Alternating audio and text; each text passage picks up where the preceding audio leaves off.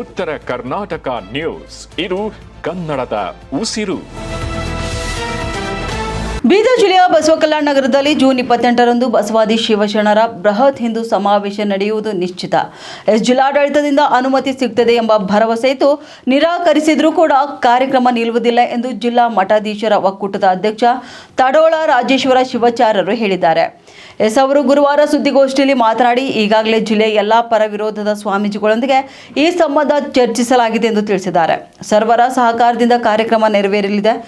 ವೈಚಾರಿಕ ಭಿನ್ನತೆ ಇದ್ರೂ ಕೂಡ ಸಮಾಜದಲ್ಲಿ ಸಾಮರಸ್ಯ ಮೂಡಿಸುವ ಮತ್ತು ಏಕತೆಯ ಸದುದ್ದೇಶದಿಂದ ಸಮಾವೇಶ ನಡೆಸಲಾಗುತ್ತದೆ ಎಂದು ಅವರು ಕೂಡ ಹೇಳಿದ್ದಾರೆ. ಇನ್ನು ಸಮಾವೇಶದಲ್ಲಿ ಲಕ್ಷ ಜನರು ಭಾಗವಹಿಸುವರು. ಇದುವರೆಗಿನ ಸಮಾವೇಶ ಸ್ಥಳಗಳಲ್ಲಿ ಅನಾಹುತ ಆಗಿಲ್ಲ, ಈಗಲೂ ಕೂಡ ಆಗುವುದಿಲ್ಲ.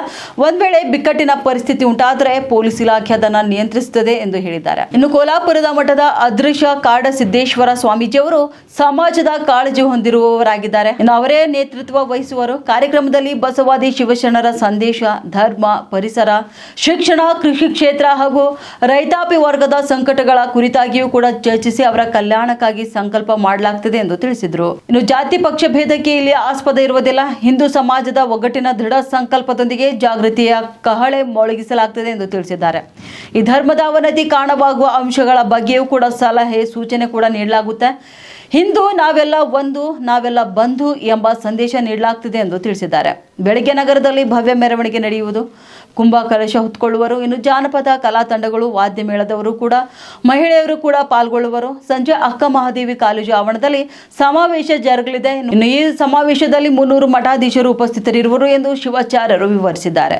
ಬೀದರ್ ಜಿಲ್ಲೆಯ ಬಸವಕಲ್ಯಾಣ ಮಹಾನಗರದಲ್ಲಿ ಜೂನ್ 28ರಂದು ನಡೆಯುವ ಬಸವಾದಿ ಶಿವಶರಣರ ಬೃಹತ್ ಹಿಂದೂ ಸಮಾವೇಶ ಅತ್ಯಂತ ವೈಭವದಿಂದ ಜರುಗುವುದು ನಿಶ್ಚಿತವಾಗಿದೆ. ಯಾವುದೇ ಸಂಶಯ ಇಲ್ಲ. ಈ ಒಂದು ಕಾರ್ಯಕ್ರಮದಲ್ಲಿ ಕಣೇರಿಯ ಅದೃಶ್ಯ ಕಾಡಸಿದ್ದೇಶ್ವರ ಸ್ವಾಮೀಜಿಯವರು ತನ್ನ ಉಪನ್ಯಾಸಕ್ಕಾಗಿ ಬರ್ತಾರೆ. ನಾಡಿನ 500ಕ್ಕಿಂತಲೂ ಅಧಿಕವಾಗಿರ್ತಕ್ಕಂಥ ಮಠಾಧೀಶರು ಕೂಡ ಈ ಕಾರ್ಯಕ್ರಮದಲ್ಲಿ ಭಾಗಿಗಳಾಗ್ತಾರೆ. ಸಾವಿರಾರು ಜನಸಂಖ್ಯೆಯಲ್ಲಿ ಭಕ್ತ ಸಮೂಹನು ಕೂಡ ಬಂದು ಈ ಕಾರ್ಯಕ್ರಮದಲ್ಲಿ ಭಾಗಿಯಾಗ್ತಾ ಇದೆ. ಈ ಕಾರ್ಯಕ್ರಮದ ಉದ್ದೇಶ ಸಮಾಜದ ದಶಾ ದಿಶಾ ವಿಹೀನವಾದಂಥ ತರುಣರಿಗೆ, ರೈತರಿಗೆ, ಮಧ್ಯಮ ವರ್ಗದ ಕುಟುಂಬಕ್ಕೆ, ಜೊತೆಯಲ್ಲಿ ಕೂಲಿ ಕಾರ್ಮಿಕರಿಗೆ, ಶ್ರಮ ಸಂಸ್ಕೃತಿಯ ಜನರಿಗೆ, ಈ ಶ್ರಮದ ಸಂಸ್ಕೃತಿಯನ್ನು ಕೊಟ್ಟಂತ, ಕಾಯಕವೇ ಕೈಲಾಸ ಕೊಟ್ಟಂತ ಬಸವಣ್ಣನ ನಾಡಿನಲ್ಲಿ ಒಂದು ಸುಂದರ ಚಿಂತನೆಯ ಕಾರ್ಯಕ್ರಮ ಇದಾಗಿದೆ. ಈ ಒಂದು ಕಾರ್ಯಕ್ರಮಕ್ಕೆ ಎಲ್ಲರೂ ಕೂಡ ಒಳ್ಳೆ ರೀತಿಯಿಂದಾಗಿ ಸಹಕರಿಸಬೇಕು. ಎಲ್ಲ ಜನಗಳು ಬರಬೇಕು, ಸಂಶಯನ ಪಡಲಾರ್ದೇನೆ ಬರಬೇಕು.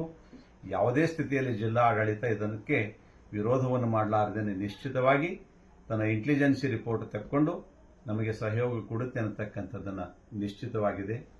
ಜೊತೆಯಲ್ಲಿ ಜಿಲ್ಲೆಯ ಬಸವಪರ ಮಠಾಧೀಶರನ್ನು ಕೂಡ ನಾವು ಆಹ್ವಾನಿಸ್ತಾ ಇದ್ದೀವಿ.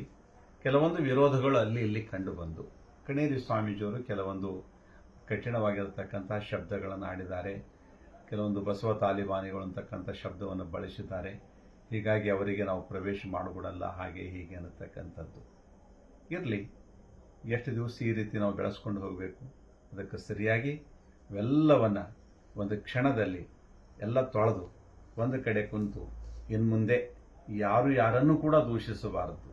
ಆ ಶಬ್ದ ಯಾವ ಪ್ರಸಂಗಕ್ಕೆ ಬಳಕೆ ಮಾಡಿದ್ದಾರೆ, ಒಂದು ಶಬ್ದ ಕಟ್ ಮಾಡಿ ಅಷ್ಟೇ ಹಾಕೊಂಡಿದ್ರೆ ಗುರುತಾಗೋದಿಲ್ಲ. ಆ ಪ್ರಸಂಗ ಏನಿರಬಹುದು, ಆ ಮಾತಾಡಿರ್ತಕ್ಕಂಥ ವ್ಯವಸ್ಥೆಗಳೇನಿರಬಹುದು, ಅದನ್ನು ನಾವು ಚಿಂತನೆ ಮಾಡುವ ಅವಶ್ಯಕತೆ ಇದೆ.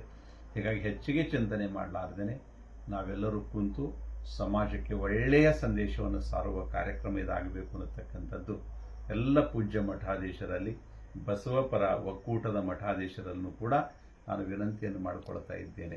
ವಿಶೇಷವಾಗಿ ತಾವು ಸಹಕರಿಸಿ ಈ ಕಾರ್ಯಕ್ರಮದಲ್ಲಿ ಬಂದಿದ್ರೆ ಸಮಾಜಕ್ಕೆ ಒಂದು ಅನ್ನತಕ್ಕಂಥ ಸಂದೇಶ ಹೋದಾಗ ಮಾತ್ರ ಅದು ಸಮಾಜ ಭದ್ರವಾಗಿರುತ್ತೆ, ರಾಜಕೀಯ ಸ್ಥಿತಿಗತಿಗಳು ಭದ್ರವಾಗಿರುತ್ತವೆ.